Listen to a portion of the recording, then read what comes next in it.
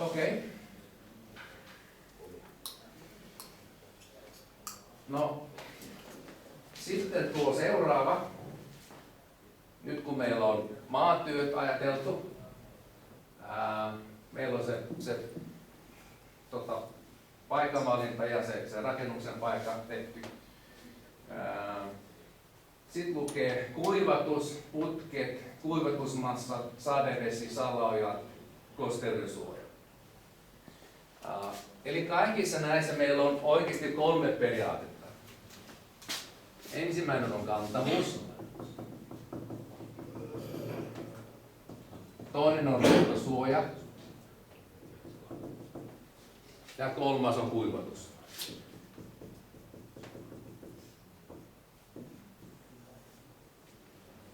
Olkoon sitten perustamistapa mikä tahansa ja teidän malli mikä tahansa, niin nuohan tulee aina esille. Niin kuin me tullaan näkemään myös tuosta RT-kortiston mallia. Onko kuivatusmassat se, mitä menee salojen ympärille? No nimenomaan. Ja joo, salojen ympärille tai muutenkin, missä tarvitset tätä kapilaarikattoa. Kuivatusmassoja.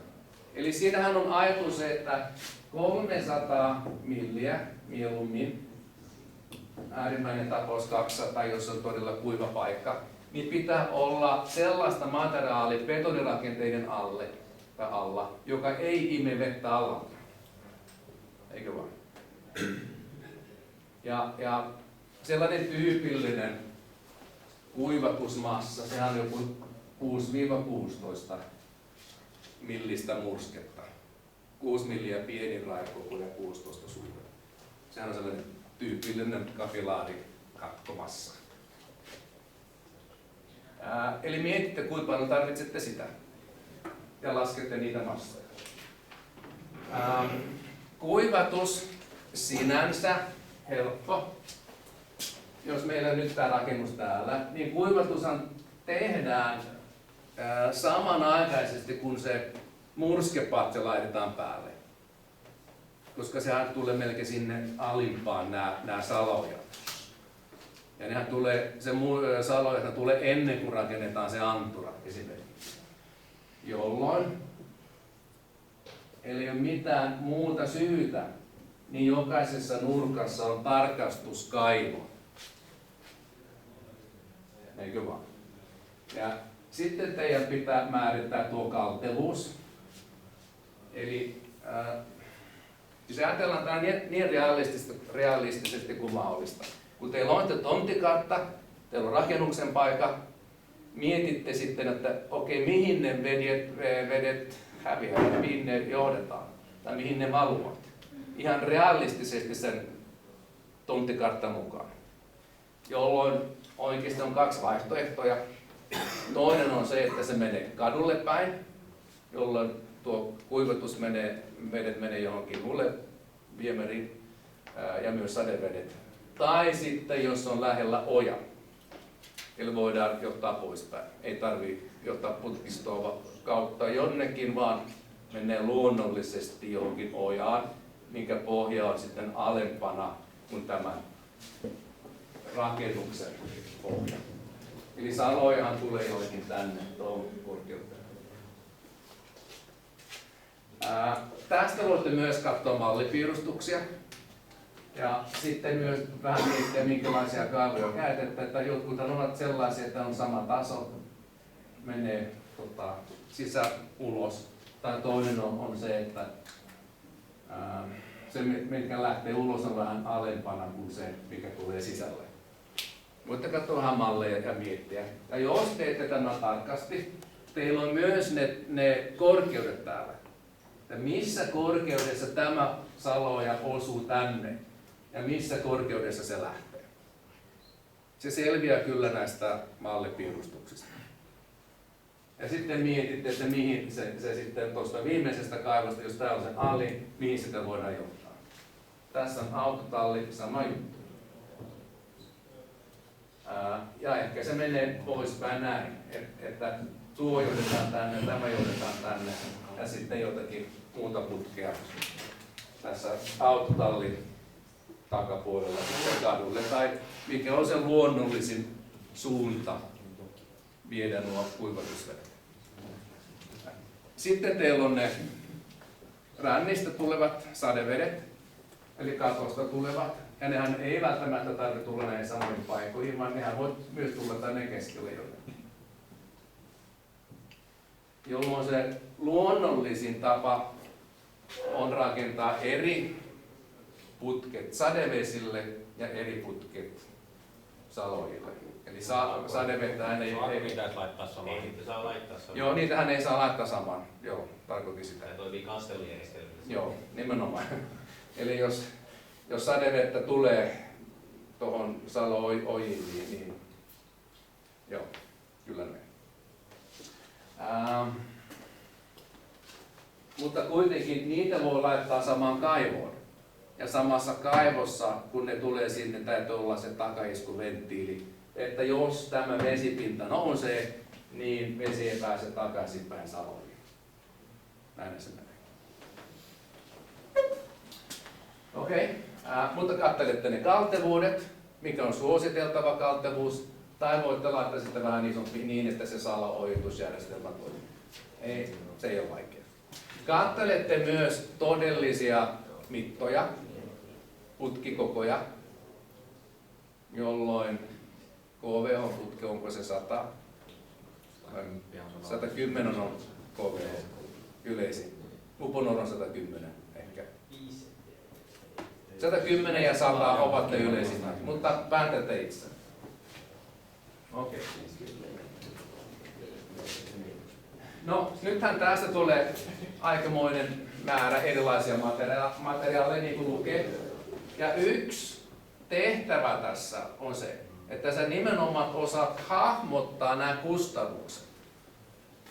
Paljonko tällainen tyypillinen pohjarakennustyö maksaisi tai perustusten tekeminen.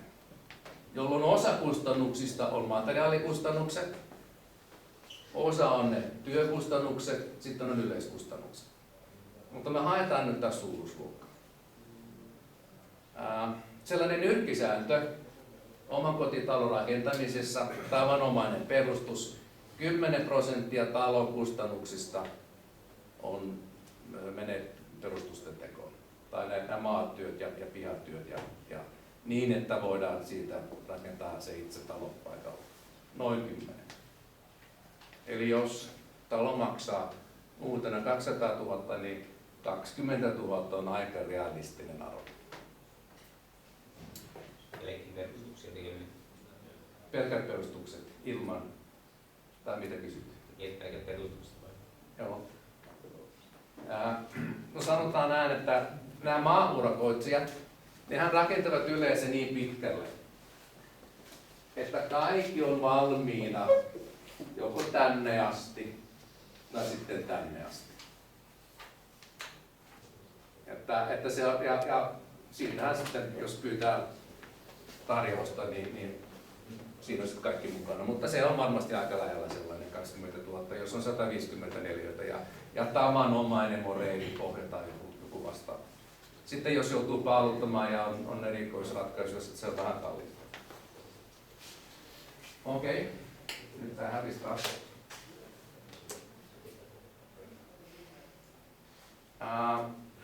Kaikessa rakentamisessa on yleiskustannuksia, on muitakin kustannuksia, suunnittelukustannuksia ynnä muuta. Niitä ei oteta mukaan, tai sun ei tarvi. Vaan haetaan se haarukka, mihin se tulee, nämä kustannukset, ja sitten voi ajatella, että käytännössä se olisi vähän kalliimpi. Eli siinä on esimerkiksi maatyöt, massa, materiaali, putket, betoni, routasuoja, kaivot, kosteussuoja. Aika yleistäkin on käyttää elementtejä sokkelilla, eli paljonko ne maksaisi. Monestihan käytetään harkkoja. Raudoitus, mieluummin, että teillä on joku arvio siitä. Myös jos käytetään harkkoja laasti, että paljon se maksaa. Tai joku muu, mitä sitten ilmenee niitä RT-kortiston mallin suunnitelmista.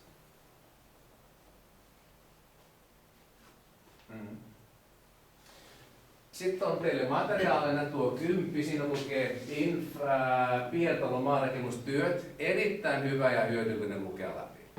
Ja siitä saatte kyllä ne vinkit, miten voitte kirjoittaa työselostuksen. Mutta tässä on myös viimeisellä sivulla vähän muutakin. Tässä on yksi aika tällainen insinöörityö oikeasti. Voitte sen katsoa. Siinä tässä insinöörityössä vertaillaan vähän erilaisia nimenomaan omakotitalon perustumistapoja. Että paljon sellaista, mitä me ollaan nyt kurssilla käyty läpi, löytyy nimenomaan tuosta insinöörityöstä. Tuo oli muistaakseni Oulusta. No, tämä on nyt vaan sellainen ihan vaan yksi lähde, mitä muuten on laittanut. Rakennustieto, perustustyöt, on aika helppo. Pistikö tämä Moodleen? Tämä tulee teille kaikille. Mä laitan totta kai muulle, mutta tämän annan myös paperikopiona, koska teillä on se eri perustamismenetelmä. Ja kustannuksia on helppo katsoa vaikkapa tästä. Tämä on varmaan teille tuttu. Talon.com. Eikö? Sieltähän kaikki löytyy. Rakennuspuolet, nämä on nimenomaan tuo linkki, mikä on siinä. Siinä on kaikki perustuksiin tulevat materiaalit yksikköhinnoina. Että voitte ihan hyvin käyttää nuo. Ja kysytään paljonko se käytännössä maksaa, niin vastaus on, että jos sinä rakennat yksityishenkilönä, niin se maksaa ton verran. Ei sitä ehkä hirveästi alennusta saa, mutta rakennusyritykset hän saa rakennustavaraa halvemmalla, että sehän on osa heidän bisnistä, että ostaa se tavara halvemmalla kuin muut. Siitä, jos urakoitsija laskee hintoja, hänellä on kyllä alempia hintoja kuin mitä yksityisillä on. Näin se menee. Okei. Missä me ollaan?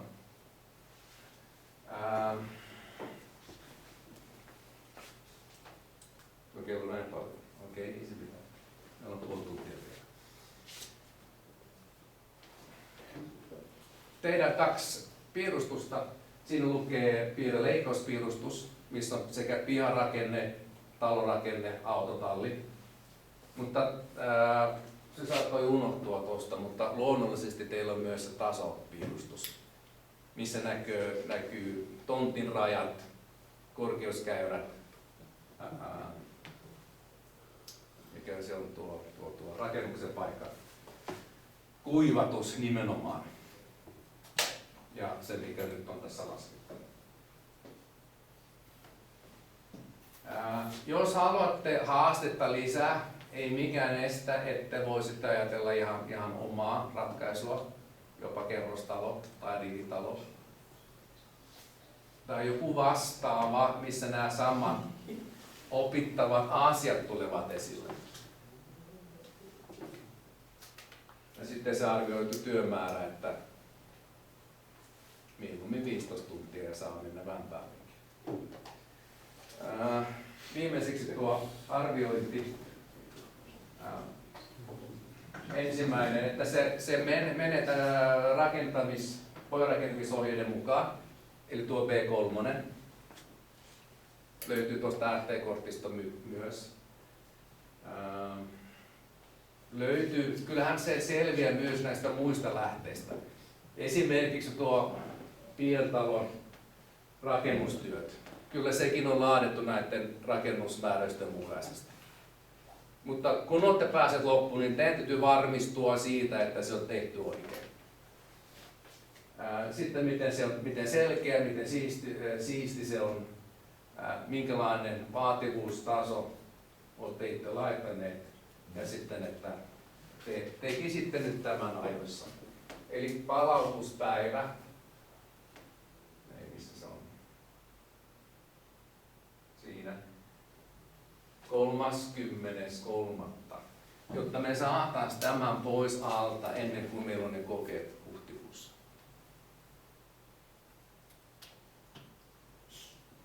Okei. Okay. Kysymyksiä?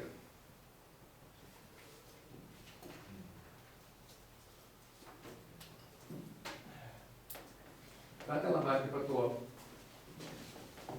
Ei, katsellaan nyt ensin nämä. Sori. Näitä pitää ottaa ensin.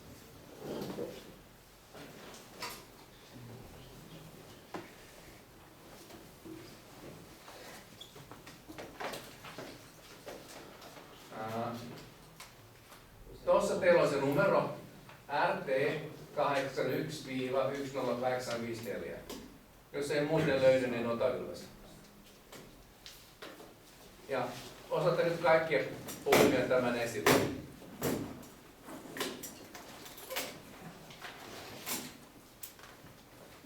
Tehän näytitte eilen mulle, miten se löytyy VAMKin sivujen kautta. Missä on ne kirjastopalvelut. Saanko me itse päättää tuo, minkälaista maata siinä on? Joo, te saatte, joo, paitsi. Mä nyt on laittanut se sillä tavalla, että jotkut tekisivät myös paalutusperusta, jolloin nyt se oletus on se, että se olisi vähän heikompi. Onko siellä kitkamaa vai tuleeko siellä kallio vastaan? Ei, siis koska mehän ei tiedetä. Todellisuudessaan katsellaan aina näitä kairaustuloksia ja sen pohjalta laitetaan, niin jatketaan eteenpäin.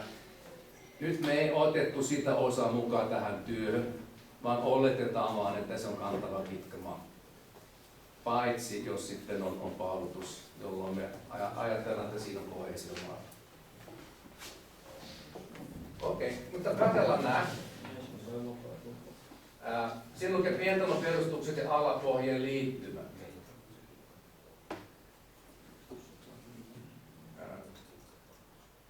Eli kaikki nämä periaatteet, mitä nyt tuossa on, kantavuushan tulee tämän kautta. Nyt tässä on 60 sentti antura. Siinä on saloja. Tässä on kapelaarikatto. Tässä on routasuojaus, eikö vaan? Ja tässä on nyt tuulettuva alapohja. No, nämä nyt ei tule oikeasti järjestykseen, mutta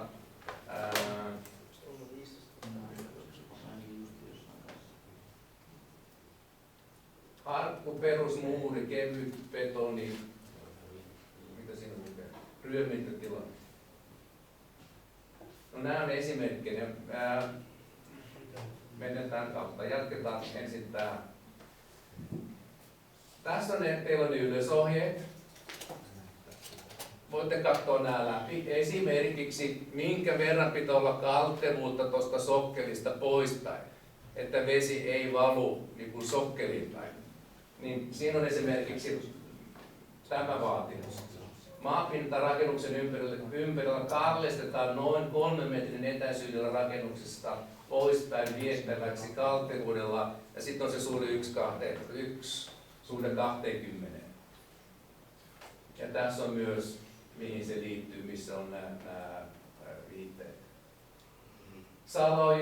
Salaojista omat vaatimukset. Suositeltava kaltevuus ja vähimmäiskaltevuus. Että se ei saa olla suora, että vesi jää sitä seisomaan. Tuo radon suojaus, sehän on vähän paikkakuntakohtainen. Että jossain muualla maassa, niin siinä pitää olla vähän tiukempi suunnitella se radon suojaus. Täällä Vaasassa päin se ei ole ongelma.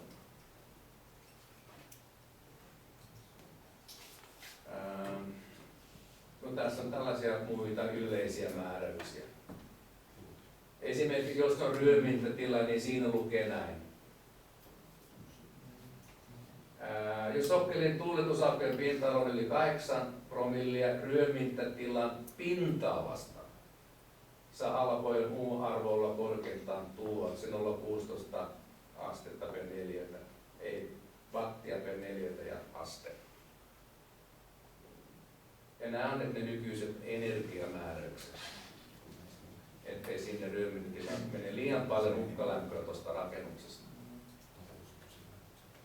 Ja tuo 0,16 se pitäisi olla ihan sen viimeisen energiamääräyksen mukaan 2011.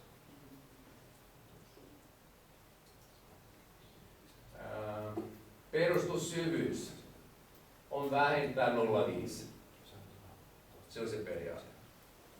Mutta jos on kalteva maa, niin silloin on sen väkisin enemmän. Totta kai. Tai vähemmän. Voitte katsoa nämä läpi. Ja nyt katsellaan niitä esimerkkejä. Tuo on nyt se tyypillinen, hyvin yleinen.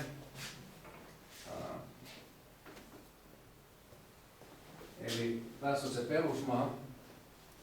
No, perusmaa tässä alla. Tässä on se kapilaarikatko.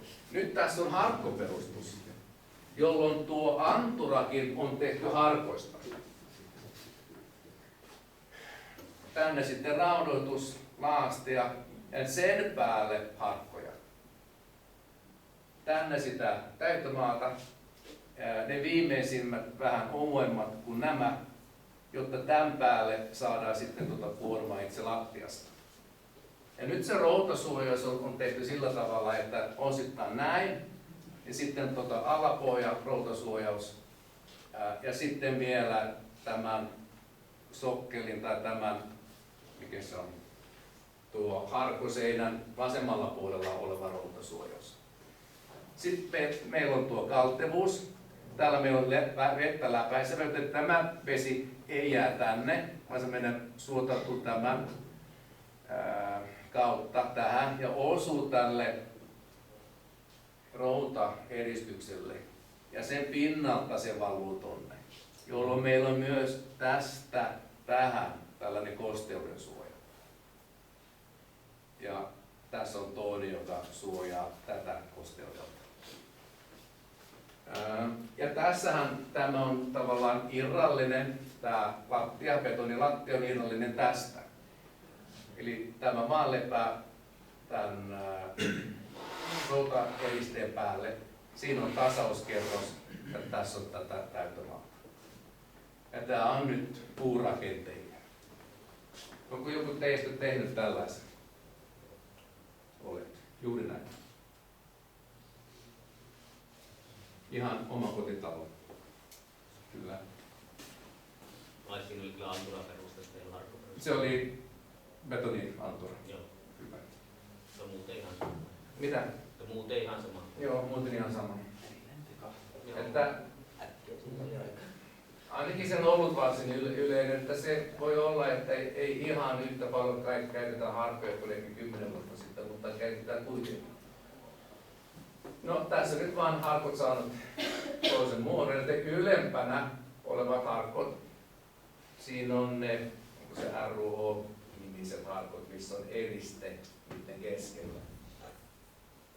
Eli nämä harkot antavat sekä lämmön eristystä että kantavuutta, mistä on sitten helppo rakentaa eteenpäin. Mutta tämäkin on betonilattia myös niin kuin irrallinen. Tämähän voidaan myös valaa 2 kerroksena. Eli olisi myös betonia näiden eristen välissä, jolloin tuo saattaa pysyä pikkasen lämpimänä tuo sisällä.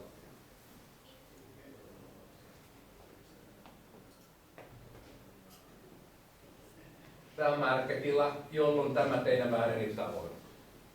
Eli sitten pitää olla totta kai tarpeen, että jos tässä nyt on sauna tai suihku tai mikä tahansa, niin mikään tästä kosteudesta ei pitäisi päästä tämän kosteuden sulkuun tai kosteuseristyksen toiselle puolelle. Eli, mutta tämä on kuitenkin kivi, mikä se on suomeksi. Hiekkakivi, onko se niin? Kuulostaa tutulta. Se, mikä käytetään kosteuden tilussa, kosteustilussa. Kai. Okay. Ja siinä toisella puolella vielä ilmarako ja sitten vasta sen jälkeen tuo seinärakenne.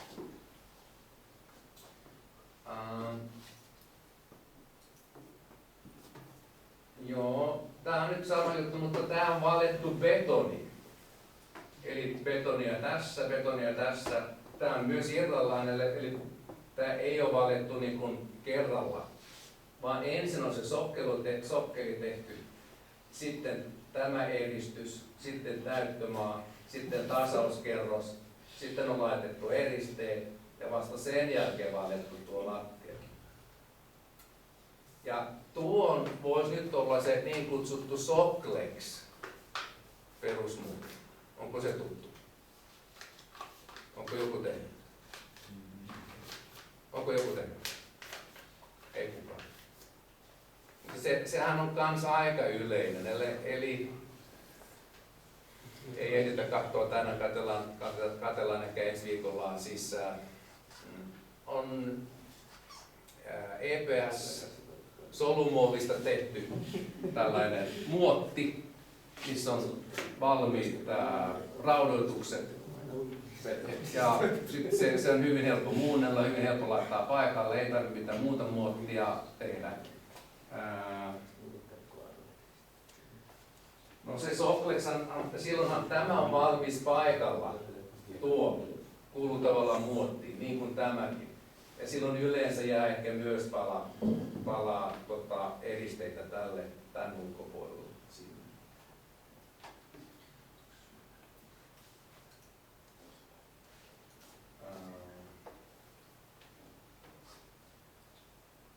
No, nyt tässä on toinen periaate. Tavallaan tässä on kaksi periaatetta. Nyt on tuulettuva alapohja, jolloin tässä on tämä ryömintätila, jonka korkeus piti olla vähintään 0,8. Nyt ilma pääsee näiden kautta tänne ryömintätilaan ja sitten toisella puolella pääsee pois. Eli tämä tuulettuva. Tämä on nyt sellainen erittäin siis rakennusteknisesti helppo. Eli tehdään samalla tavalla antura, harkot ja sitten tämä on ontelulaatta. Eli laitetaan vaan paikalle, tilataan laitetaan paikalle, missä on valmis eriste alapuolella. Onko joku tehnyt näitä? Siis omakotitalo tai rivitalo ja ontelulaatta alapohja. No sekin on verraten yleinen. Ihan varten otettava vaihtoehto.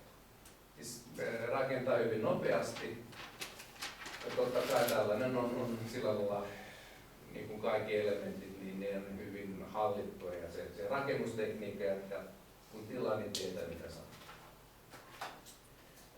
Näiden aukkojen pinta-ala, siinä meillä on nuo vaihteluväli.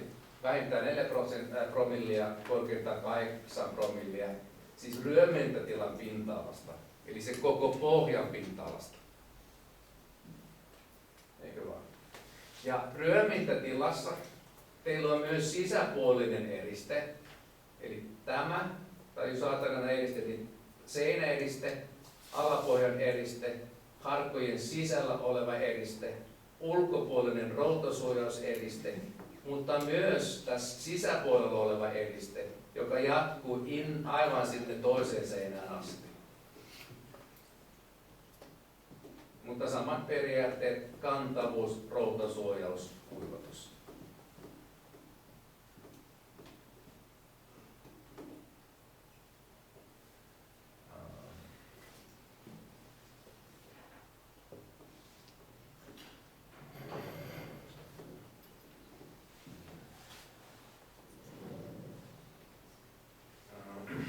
Tässä on tällainen kesämökkirakenne. Tässä lukee pillaripalkkiperustus. Että sitä mä nyt en ole ajatellut teille. Mutta jos katsellaan ylhäältä päin, niin on vaan näitä pilareita. Ja sitten on määrävälein. No. Niin poispäin. Ja näiden pilareiden päälle tulee palkisto. Ja niin edelleen. Ja pilareiden alla on sellainen pieni muotti, jos ymmärrätte. Että hyvin yksinkertainen, helppo, kun tuohan ei ole pelkästään tuulettuva, vaan se on täysin auki. Eli hyvin tyypillinen kesämökkiperustus. Onko se tuttu? Onko joku tehnyt? Samat kaverit. Okay. jolloin nämä pilarit voivat olla betonia, mutta nehän voivat olla myös näitä, miten se on, neliökulmaisia niin kuin hankkoja, muurataan niin kuin toinen päälle ja niin edelleen. Ja sitten nehän on sillä lailla, että on reikä siinä sisällä, että sitten betonia ja vähän rautaa sinne sisällä, niin ne kestää. Okei.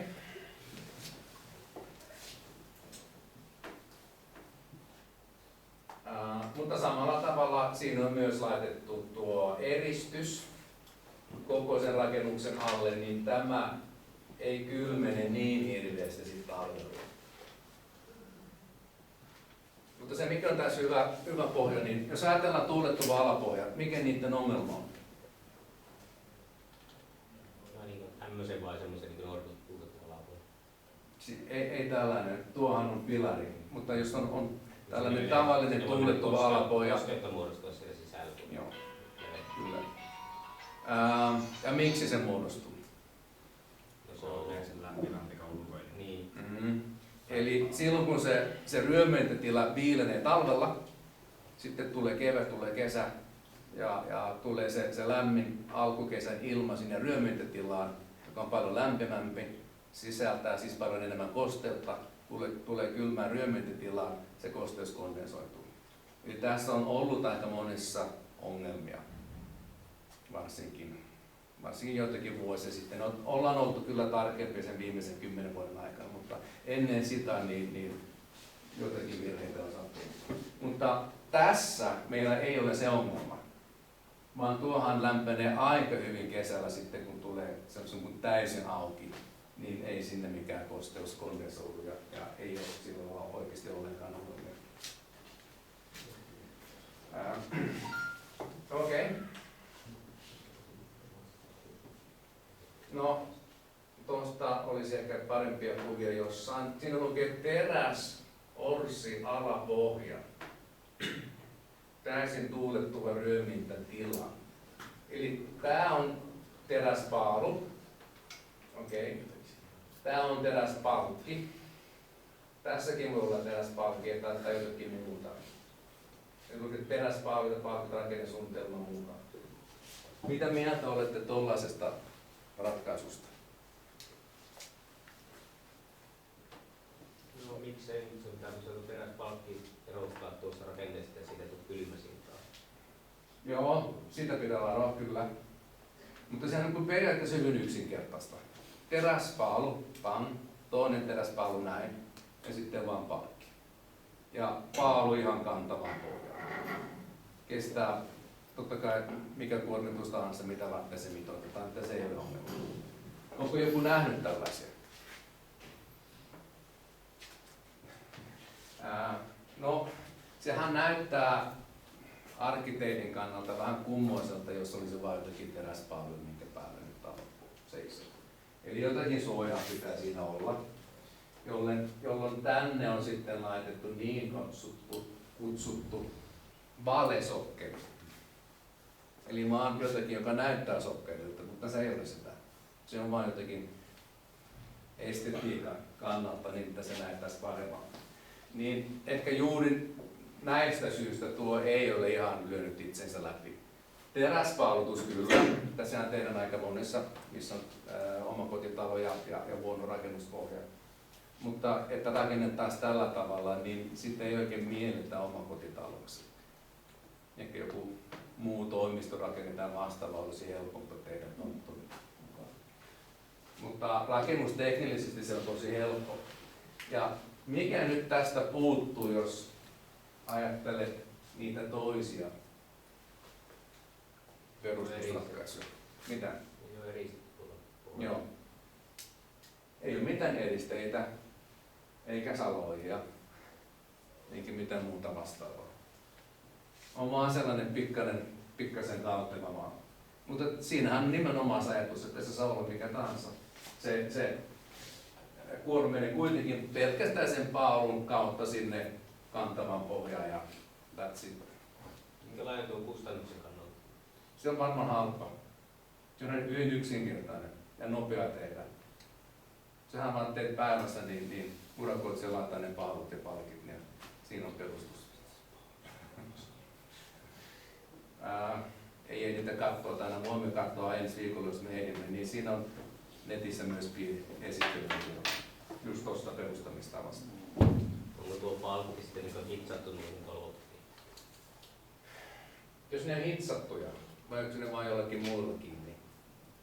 Niin, Mä luulen, että ne ei varmasti, en usko, että juurikaan hitsata siellä työmaalla pulteilla tai jollain niin kiinni.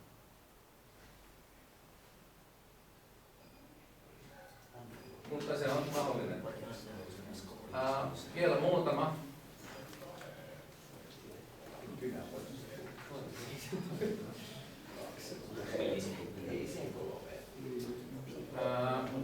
Ellariratkaisu.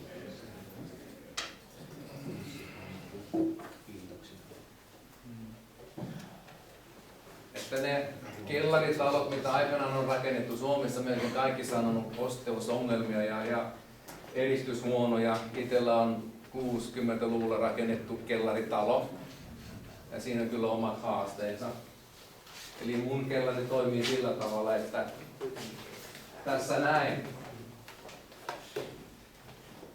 Tavallaan se on rakennettu ihan samoin. Antura, kellari, betoniseinä, betonilattia. Mutta tämä yläpuoli, ilman mitään eristeitä. Eli tästä suora yhteys tuohon ulkoilmaan. Eli melkoinen hävikki, lämpöä siitä tulee kyllä joka vuosi. Kellariseinä voidaan eristää sekä sisäpuolella että ulkopuolella, mutta suositellaan tämä ulkopuolinen eristys. Silloin ei tule niitä kondensoitumisongelmia sisäpuolella. Mutta sinänsä ei pitää kummallista. Tärkeää on totta kai saada se kuivatus toimimaan.